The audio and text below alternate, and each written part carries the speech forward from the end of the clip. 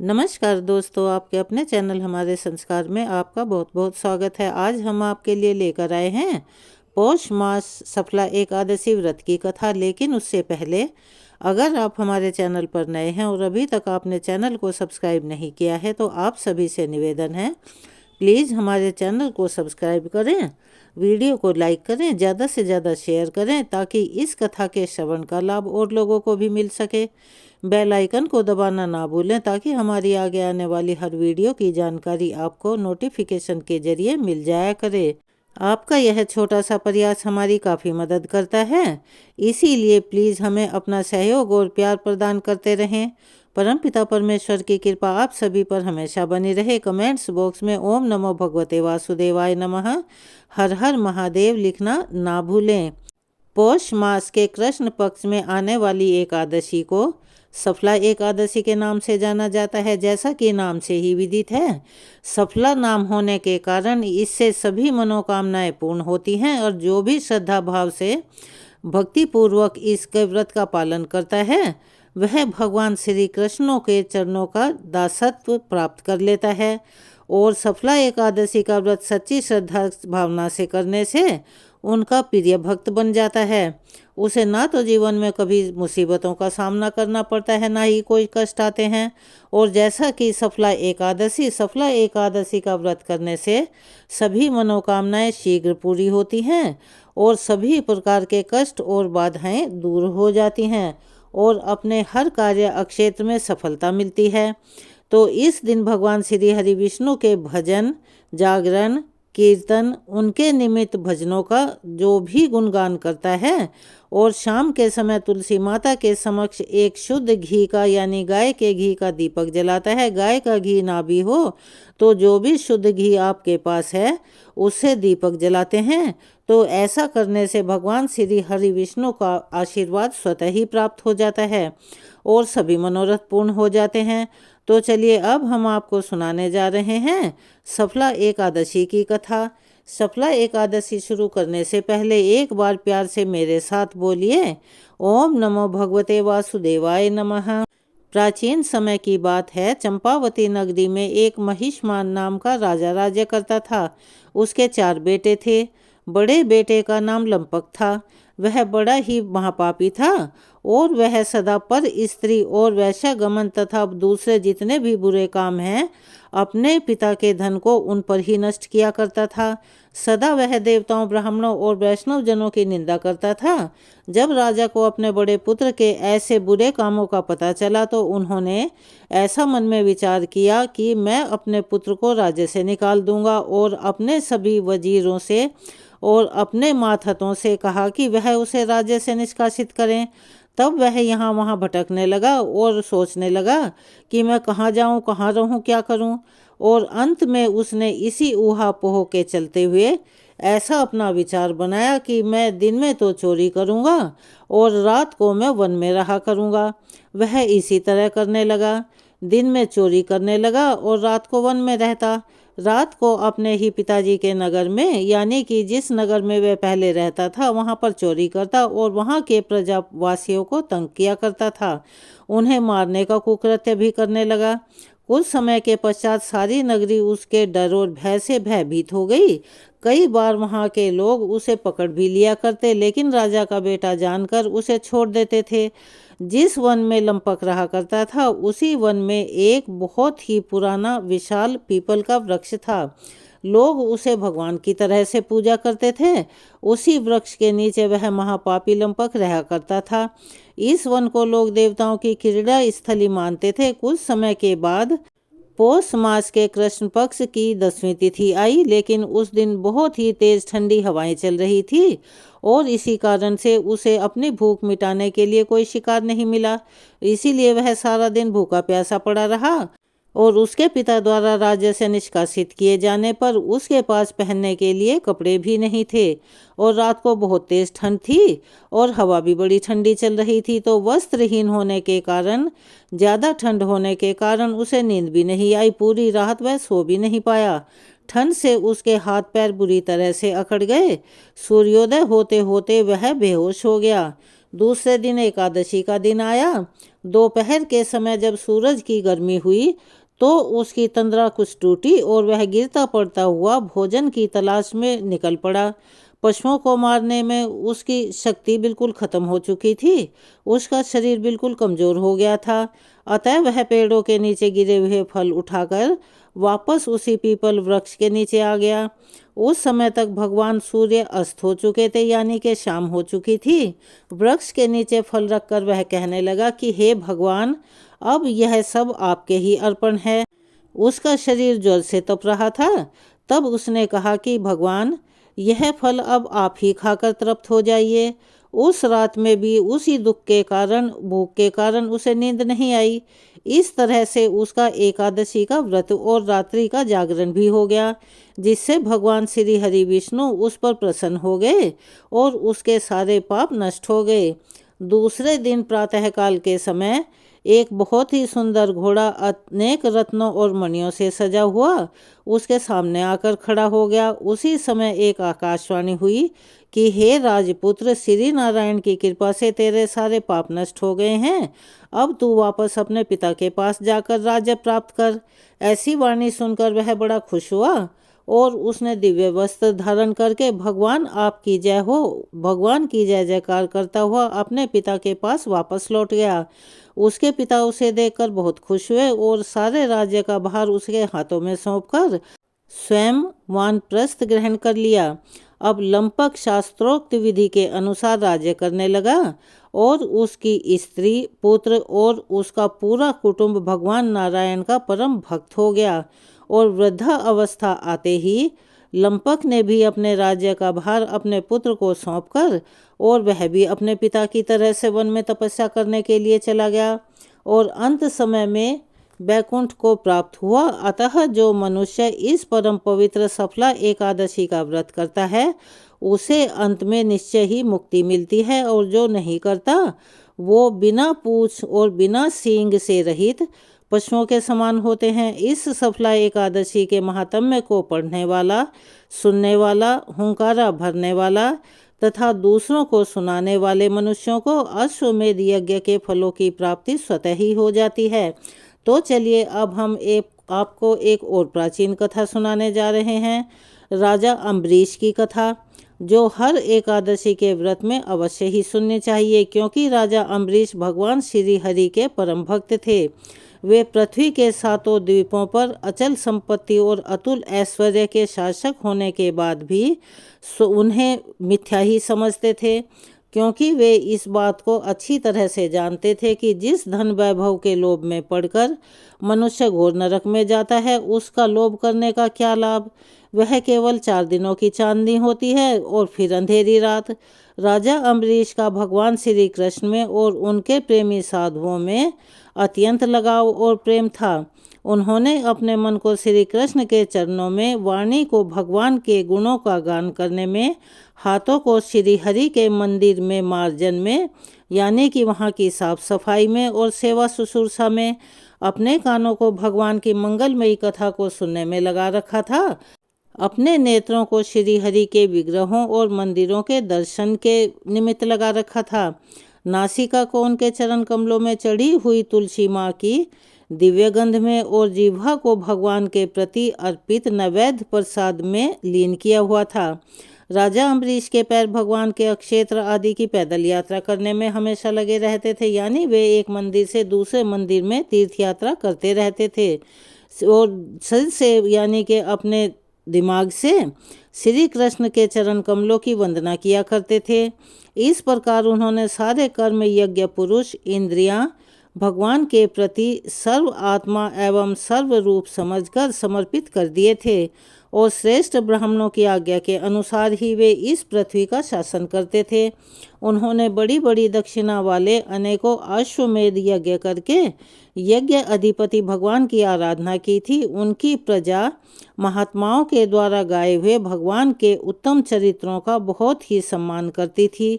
कभी तो वह बड़े प्रेम भाव से सुना करते थे और कभी उसका गान किया करती थी। इस प्रकार उनके राज्य के मनुष्य देवताओं के अत्यंत प्यारे स्वर्ग की इच्छा नहीं करते थे। राजा अम्बरीश की अनन्य प्रेममयी भक्ति से प्रसन्न होकर भगवान श्री हरि विष्णु ने उनकी रक्षा के लिए सुदर्शन चक्र को नियुक्त किया हुआ था, जो विरोधियों को भयभीत करने वाला और भक्तों की रक्षा करने वाला था। एक समय की बात है कि राजा अम्बरीश ने अपनी पत्नी के साथ भगवान श्री कृष्ण की आराधना करने के लिए 1 वर्ष तक द्वादशी प्रधान एकादशी व्रत करने का नियम ग्रहण किया। व्रत की समाप्त होने पर कार्तिक महीने में उन्होंने 3 रात का उपवास किया। एक दिन यमुना जी में स्नान करके भगवान श्री कृष्ण की पूजा की। उसके बाद पहले ब्राह्मणों को स्वादिष्ट और गुणकारी भोजन करवाया। उन लोगों के घर 60 करोड़ गायें सुसज्जित करके भेज दी। जब ब्राह्मणों को सब कुछ मिल चुका तब राजा ने उन लोगों से आज्ञा लेकर अपने व्रत का पालन की तैयारी कर ही रहे थे कि उसी समय श्राप और वरदान देने में समर्थ स्वयं दुर्वासा ऋषि उनके यहाँ अतिथि के रूप में पधार गए। तो राजा अम्बरीश उन्हें देखते ही उठकर खड़े हो गए, आसन देकर उन्हें आदरपूर्वक बिठाया और विविध सामग्रियों से उनके चरणों में प्रणाम करके भोजन के लिए प्रार्थना करने लगे। तो दुर्वासा ऋषि ने राजा अम्बरीश की प्रार्थना स्वीकार की और कहा कि मैं आवश्यक कर्मों से निवृत्त होकर आ रहा हूँ, बाद में ही भोजन ग्रहण करूँगा। ऐसा कहकर वे नदी तट पर चले गए। वे ब्रह्मा जी का ध्यान करते हुए यमुना के पवित्र जल में स्नान करने लगे। इधर द्वादशी तिथि केवल घड़ी भर की ही शेष रह गई थी। तो धर्मात्मा अम्बरीश ने धर्म संकट में पड़कर ब्राह्मणों के साथ परामर्श किया, यानी बातचीत की। उन्होंने इब कहा कि ब्राह्मण देवताओं ब्राह्मण को भोजन कराए बिना स्वयं भोजन कर लेना और द्वादशी के रहते पारण ना करना, दोनों में ही दोष है। इसीलिए इस समय जो करने में मेरी भलाई हो और मुझे पाप न लगे, ऐसा कोई रास्ता मुझे बतलाइए। इस तरह राजा अम्बरीश ने ब्राह्मणों के साथ विचार विमर्श किया। तो ब्राह्मणों ने कहा कि श्रुतियों में ऐसा कहा गया है कि जल पी लेना भोजन करना भी है और नहीं करना भी है, इसीलिए इस समय केवल आप जल से ही पारण कर लें। तो ब्राह्मणों के कहने पर राजा ने मन ही मन भगवान का चिंतन करते हुए द्वादशी के रहते जल ग्रहण कर लिया। उसी समय दुर्वासा ऋषि यमुना तट से लौट कर आ गए और इस प्रकार राजा अम्बरीश को जल पीता हुआ देखकर वे अत्यंत क्रोधित हो उठे।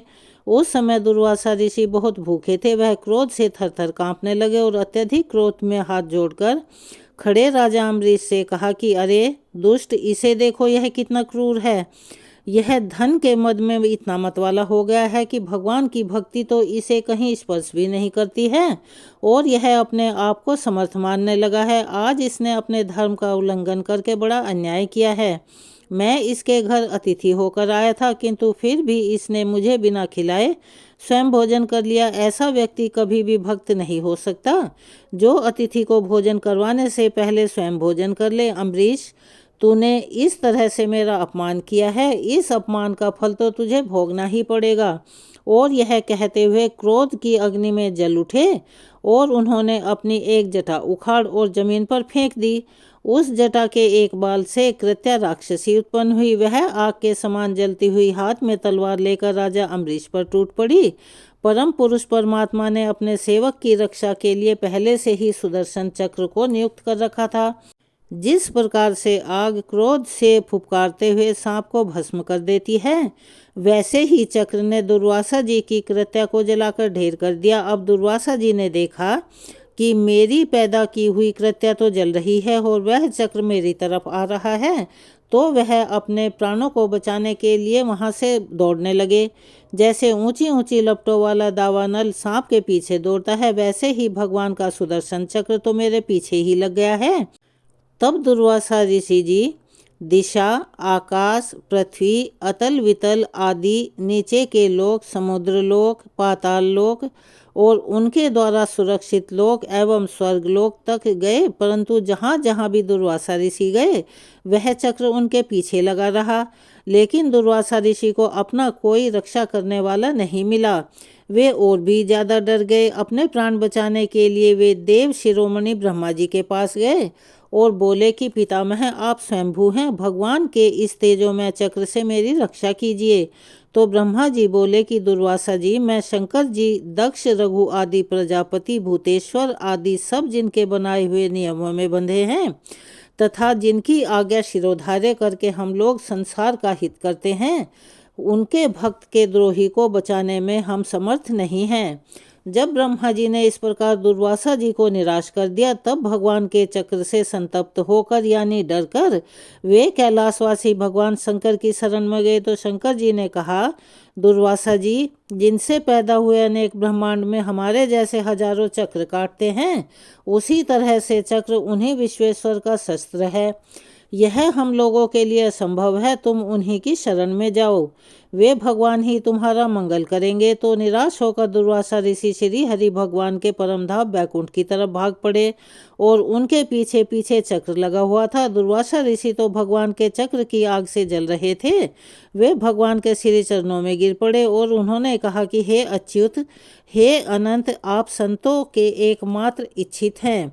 हे प्रभु, संपूर्ण जगत के जीवनदाता, मैं अपराधी हूँ, आप मेरी रक्षा कीजिए। आपका परम प्रभाव ना जानने के कारण ही मैंने आपके प्यारे भक्त का अपमान किया है। प्रभु, अब आप ही मुझे बचा सकते हैं। तो श्री भगवान ने कहा कि हे दुर्वासा जी, मैं सर्वथा भक्तों के अधीन हूँ, मुझे तनिक भी स्वतंत्रता नहीं है। जो भक्त स्त्री, पुत्र, ग्रह, गुरुजन, प्राण, धन, इस लोक और परलोक सबको छोड़कर केवल मेरी शरण में आ गए हैं, उन्हें छोड़ने का संकल्प भला मैं कैसे ले सकता हूँ। इसमें कोई भी शंका नहीं है कि ब्राह्मणों के लिए तपस्या और विद्या परम कल्याण के साधन हैं, परंतु यदि ब्रह्मांड उदंड और अन्यायी हो जाए तो वे ही दोनों उल्टा फल देने लगते हैं। हे दुर्वासा जी, सुनिए, मैं आपको एक उपाय बताता हूँ जिसका अनिष्ट करने से आपको इस विपत्ति में गिरना पड़ा। आप उसी के पास जाइए और उन्हीं से क्षमा मांगिए, तभी आपको शांति और छुटकारा मिलेगा।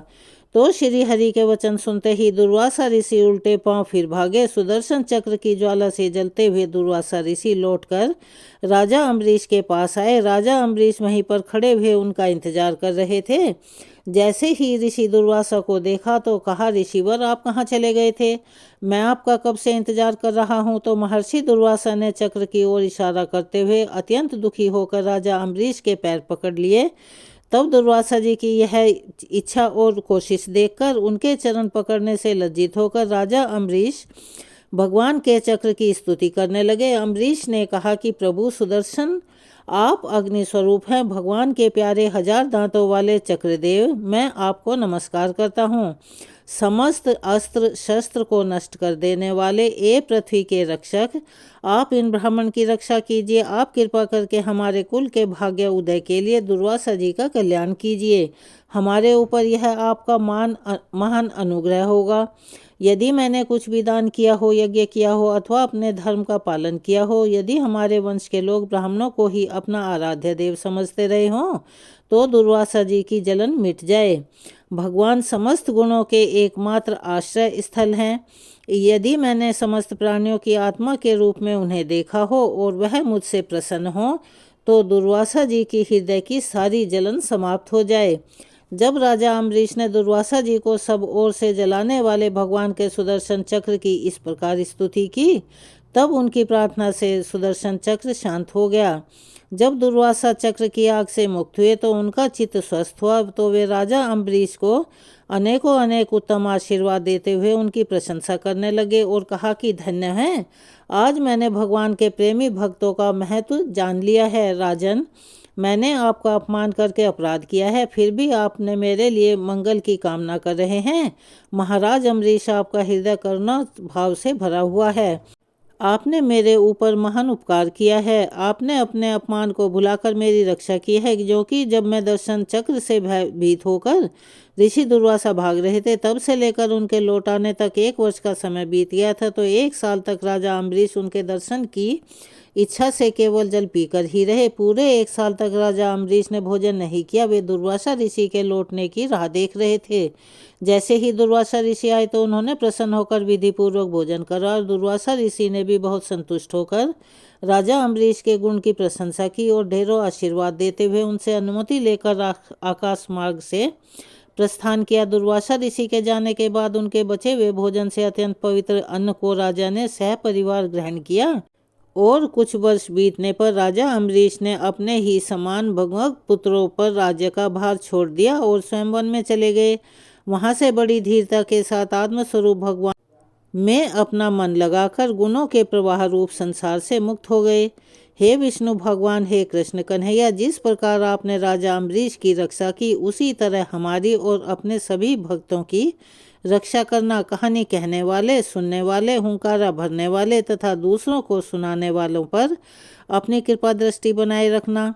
यहाँ यह एकादशी की कथा संपूर्ण होती है। अगर आप हमारे चैनल पर नए हैं और अभी तक आपने चैनल को सब्सक्राइब नहीं किया है तो आप सभी से निवेदन है, प्लीज़ हमारे चैनल को सब्सक्राइब करें, वीडियो को लाइक करें, ज़्यादा से ज़्यादा शेयर करें ताकि इन कथाओं के श्रवण का लाभ और लोगों को भी मिल सके। बेल आइकन को दबाना ना भूलें ताकि हमारी आगे आने वाली हर वीडियो की जानकारी आपको नोटिफिकेशन के जरिए मिल जाया करे।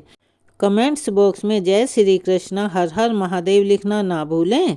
अपना प्यार और सहयोग हमें ऐसे ही प्रदान करते रहें। धन्यवाद।